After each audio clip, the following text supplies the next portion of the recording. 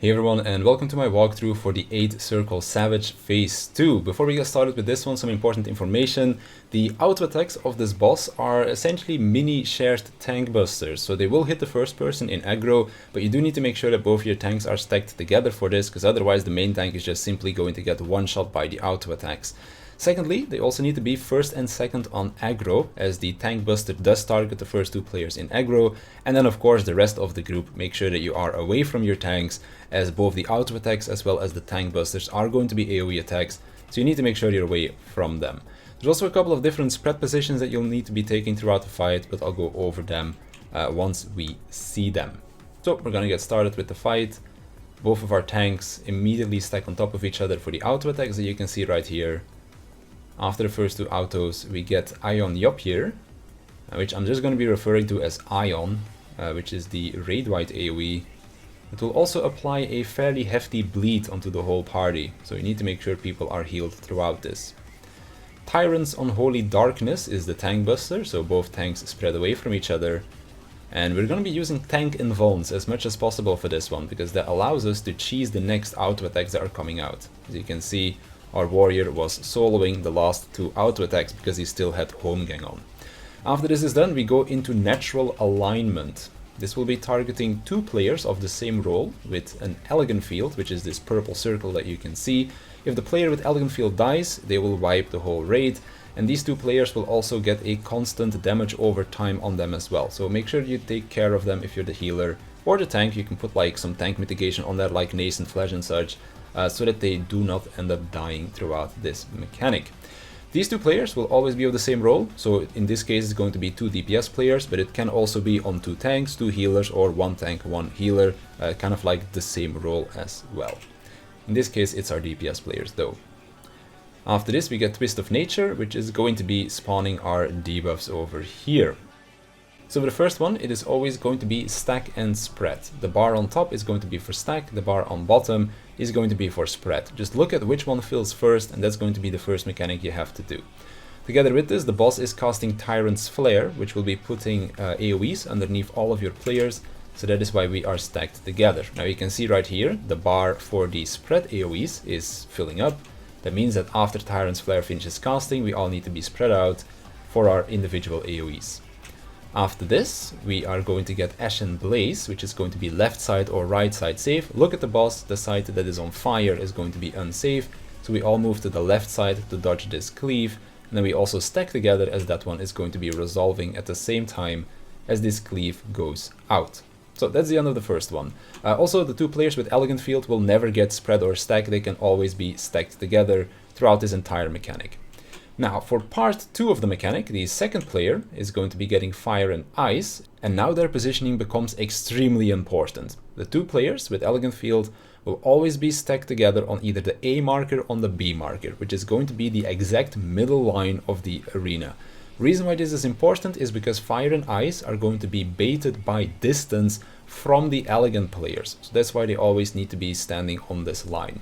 Together with this, the boss is going to be spawning clones on left and the right side of the arena. Left side will go off first, right side will go off second, but you only need to pay attention to the left side of the arena, because the safe spot will always alternate for this mechanic. So because we can see the boss here on the front row, that means that the second row is going to be safe, and then after the first AoE goes out, we can move up to the front row. This will always be the safe spot, like first and second row will always be safe for this mechanic, or well, one of them will be safe for this mechanic.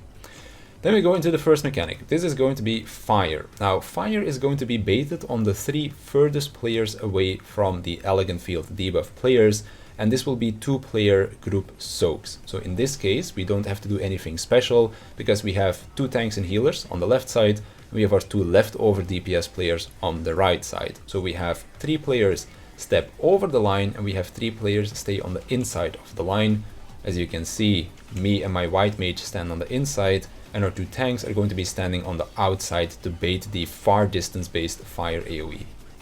So they go off right here, then we go back middle for healing and shielding, but this time around we need 1 floater, because Ice is going to be a 3-player soak.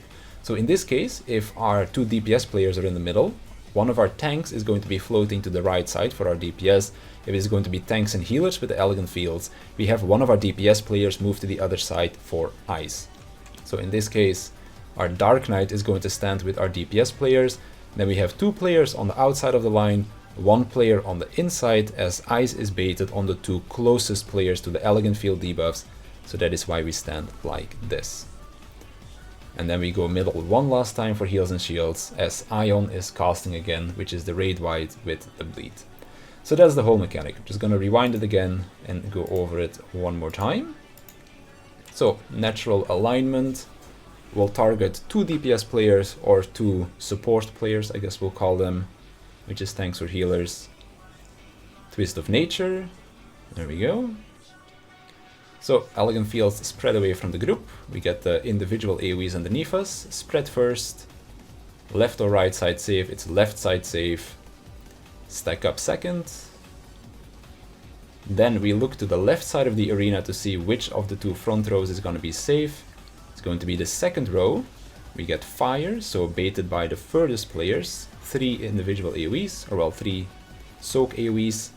Middle for heals again. Floating player goes to the other side. Baited on the 2 closest players. And then we go middle for heals and shields one final time before Aion finishes casting.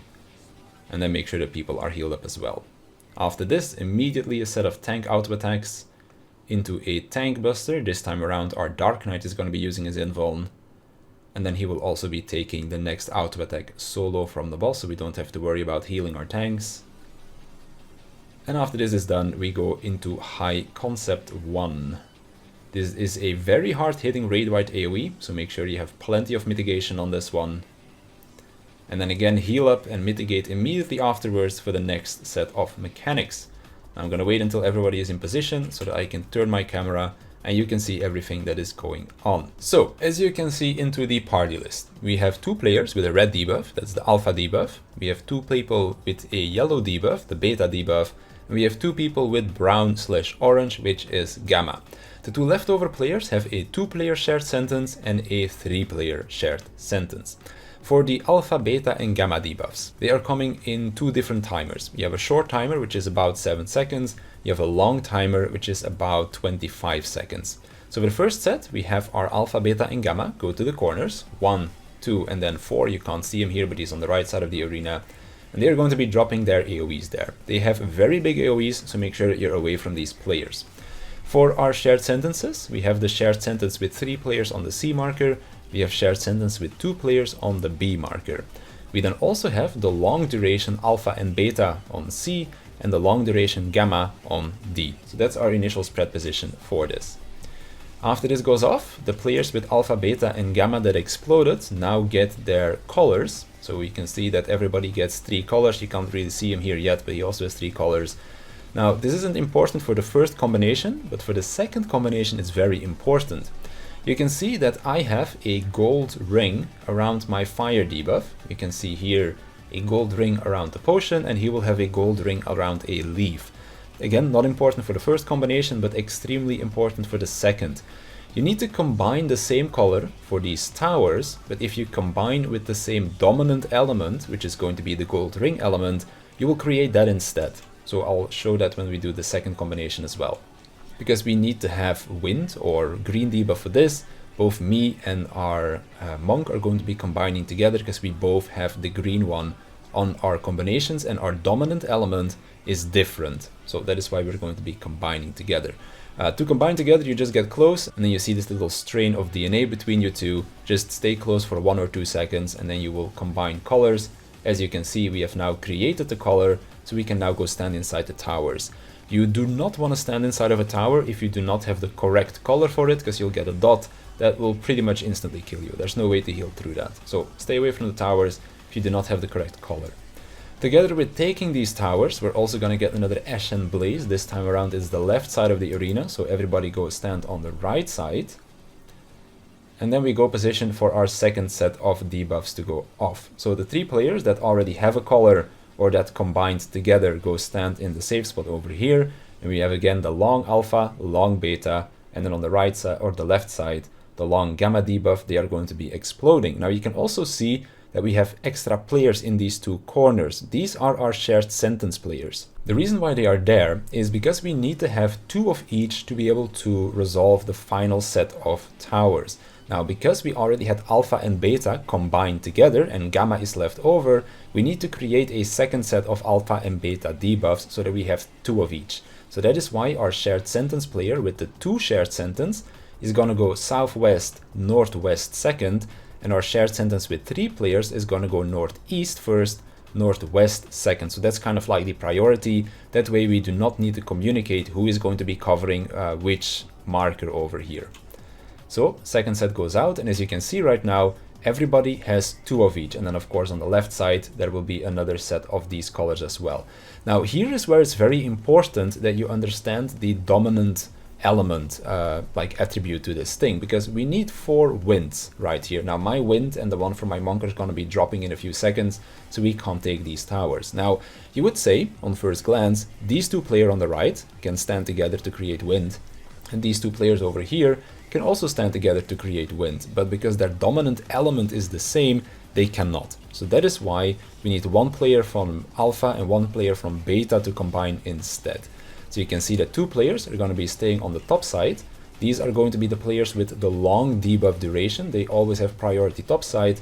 And then the shared sentence players, or the leftover debuff from the previous mechanic, they get priority on the south side. Then they combine to create the correct color between their 2 towers. So between the 2 first towers is going to be a combination. Between the bottom 2 towers is going to be a combination. And that leaves the middle of the arena for your healers to heal up and shield. Then we have another Ashen Blaze. We need to stand on the right side. And then we need to make sure that everybody stays spread away. If you get too close, you'll still tether to each other. If you tether together and combine an already created element, you'll wipe the raid. So throughout this entire mechanic, make sure that these players do not come too close to each other. You'll see it right here, that they get a bit close and they start tethering, so they immediately break their tether until Deconceptualize finishes casting, which will then get rid of all of your buffs and debuffs. And then we go into another Ion, but I'm just going to take the mechanic one more time from the top. So we have high concept, heal up, put up a lot of mitigation for this, and then again immediately heal up and shield for the second set. Alpha, beta, gamma run to their positions.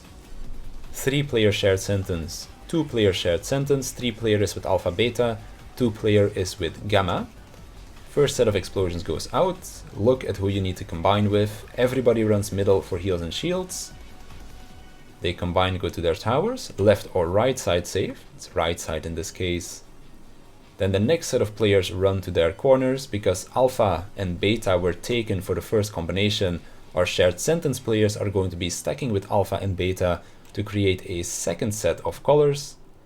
And then you combine the second set of colors together. Again, make sure you do not combine with the same dominant element for this one. Again, left or right side save, in this case right side.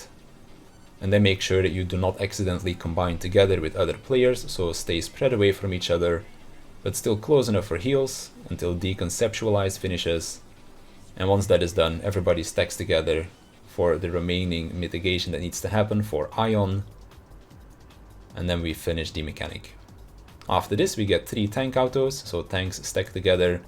The rest of the group make sure that you're away.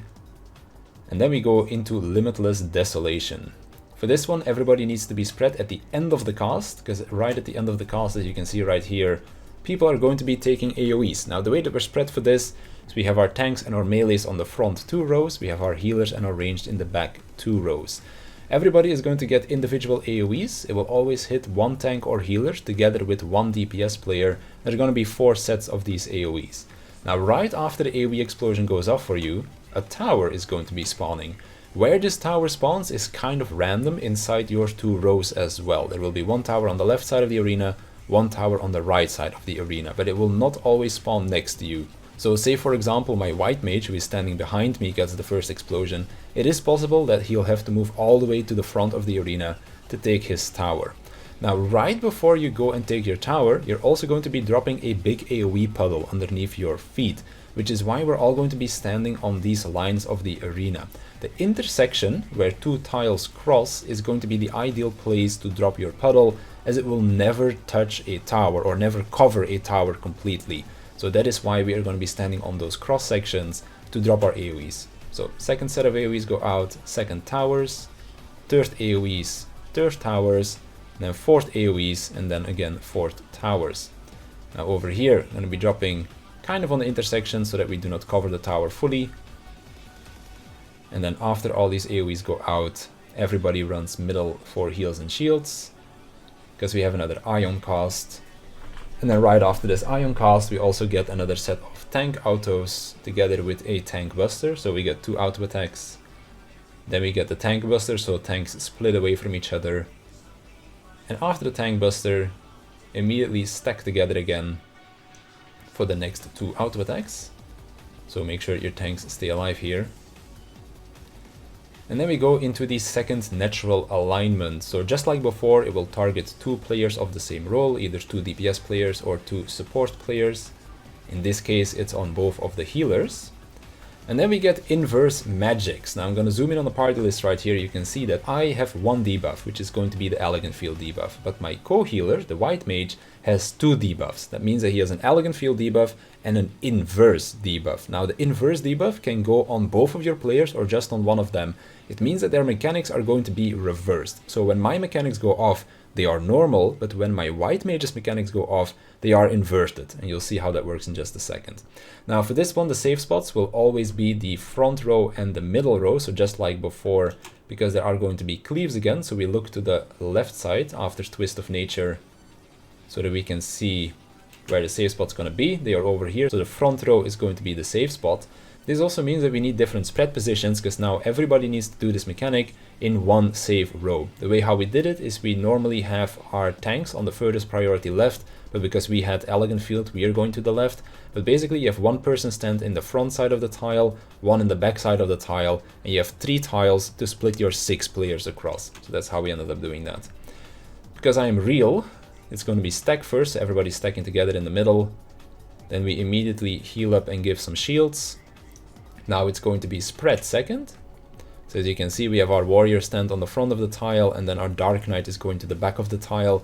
You can use the arena for this, like you can see this little square inside of the square tile. I just stand on like the front and the back of that. That's going to give enough space for all of your players. So second one goes out. Now everybody moves middle for heals and shields.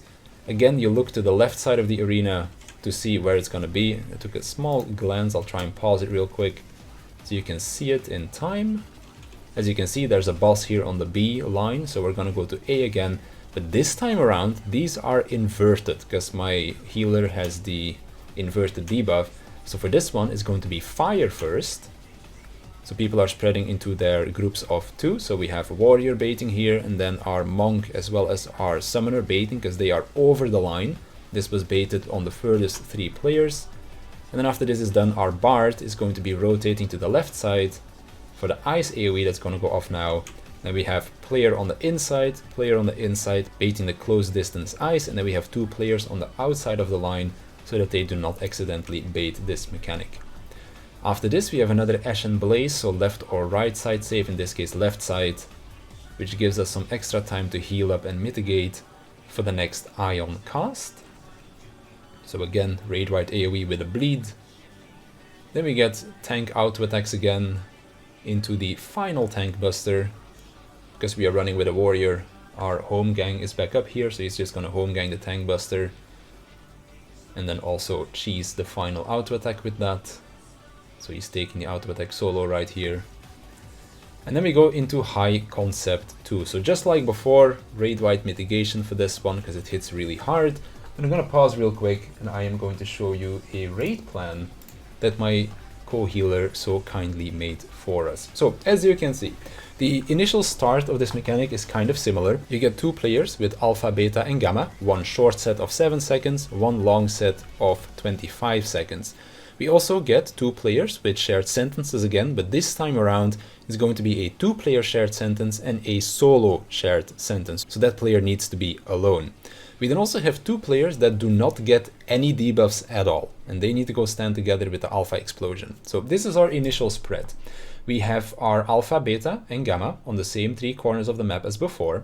We have the 2 players with no debuffs stand together with our Alpha debuff, because they need to go and do something with that. We have our solo shared sentence player on C, and we have our double shared sentence player on D. And then the one leftover player that is a long debuff Alpha, Beta or Gamma that does not have a second debuff, they go stand together with the shared sentence player. So debuffs resolve, players get their colors. After this goes off, 2 towers will appear in the middle. This will always be blue or purple. This can never be green. So this will always combine the players from either alpha or beta together with a gamma. Gamma is always involved in this like combination over here, which is going to be making the next set very simple.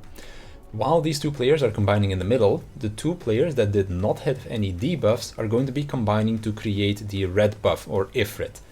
The Ifrit buff also puts a damage over time on these players, so your healers need to make sure that these 2 players stay alive. So we combine the debuffs over here, we get our 2 water debuffs in this case, and we get our 2 Ifrits. Then players take their towers while the left side, right side save is going out. Then we spread around for the second set of explosions, so alpha, beta, gamma go to their corners. The leftover player that did not have to combine is going to the same side of the arena.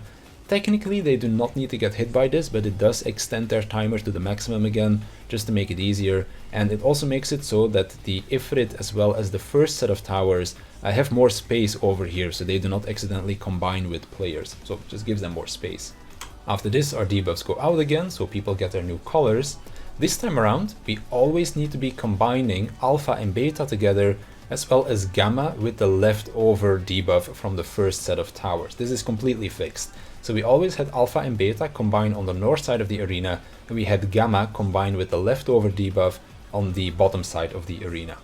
While this is going off, our Ifrits and our first set of towers will also need to go and grab aggro, or like a tether, from the adds that are spawning on the cardinals. So as you can see right here, we have adds on each cardinal spawning. We have our Ifrit players take the south one and the west one. We have our first tower players grab the north one and the east one.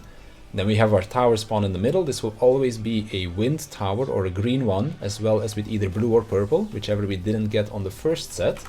So players go combine together for that. Our Ifrits and our first set of tower players go and stand in front of their adds. After they tether to their adds, they are going to be dragging them across to the counterclockwise corner, and then they step 1 tile inwards. It's important that you stand 1 tile inwards, because this will be the line AoEs, and of course if you're standing on the corner itself, you'll get hit by the line AoE from your ad, as well as from the ad on the left side of you. So that's why you want to step 1 down. After this all goes off, this is kind of what it looks like. We want to be combining the Ifrit player with a Quetzalcoatl player, so red and green need to go combine together. As they combine, we get Immortal Spark, which is a new debuff, and before this debuff tethers together, your healers need to heal everyone to full HP or people are going to die.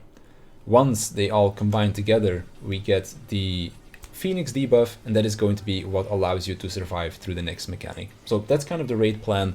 Let's now see what this looks like in action, and I'll also leave a link to the raid plan in the description if you want to use that instead. So high concept goes out. Heal up, shield up right after for the next set of debuffs to resolve. We have alpha, beta, gamma go to their 1, 2 and 4 markers. We have the 2 players with 0 debuffs go to the 1 marker to get hit by alpha. We have our 2 player shared sentence on D. We have our solo sentence on C. And then the players that has a long debuff but that did not get a shared sentence go stand together with the 2 player shared sentence. Then we have our AoEs go off right here.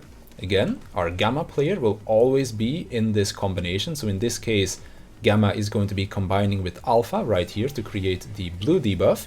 Our 2 non-debuff players that now have 2 alphas are going to be combining to create Ifrit. So as you can see, they combine there in the corner to create Ifrit. The other 2 players come in the middle right here to get the correct color. A left or right side save, in this case it's right side save. Players take their towers. After this goes off, everybody to their new positions again. So we once again have alpha, beta and gamma. I am the leftover beta, so I am gonna get hit by the new beta again to extend my debuff and also to just give more space to our Ifrit and our first tower players right here. While this is going off, our Ifrit players and our first tower players talk about which ad they are going to be taking. So Ifrit can say, I'll take close Ifrit, I'll take far Ifrit or something like that. So you can like see who is going to take what. So we get our new set of debuffs. Again, go to the middle to heal and shield. You can see the boss's copies spawn around the arena. The gamma debuff combines with the leftover debuff that was from the previous set of debuffs. And then we have alpha and beta combining together over here between the front set of towers. Or well, that's what's supposed to have happened. Our warrior ran through, but still worked out. But that's how you can kind of like create some consistency to the mechanic, I guess you could say. Then our players on the outside are now tethered to their adds. So they're going to be dragging their add to the side, corner and then down, so that you do not get hit by the line AoEs that are coming from these adds. So they do their line AoEs, the towers are taken in the middle, and now our Ifrit and our Quetzalcoatl's are going to be stacking together to create the Immortal Sparks. Ideally, like we changed this strat after we did this pull, you're going to be doing that in the middle of the arena. So we'd have like one player over here, one player over here, or well, one like group of players left and right, so that everybody is in range for heals as well, because it's very important that your healers heal everybody to full HP before this mechanic resolves. As you can see, Ifrit and Quetzalcoatl combined to create Immortal Spark, and now the Immortal Sparks are going to be tethering to each other. And as soon as these tethers are resolved, which will be before the debuff runs out, by the way, that is when everybody needs to be full HP. If you're not full HP here, you're going to be dead. Now this will drop everybody to 1 HP. You don't need to heal up right here, because the boss is going to be killing everyone with ego death. So you can just DPS the boss here, you don't have to worry about the healing aspect of this. After this is done, everybody's dead, but because we had the Phoenix debuff, we are all going to be respawned right now at full HP. And everybody will also have a damage buff that will make you do, I think it's about 2 or 2.5 times damage. So very important that everybody gets this debuff. So reapply your dots and such, because they will of course snapshot the Phoenix buff now.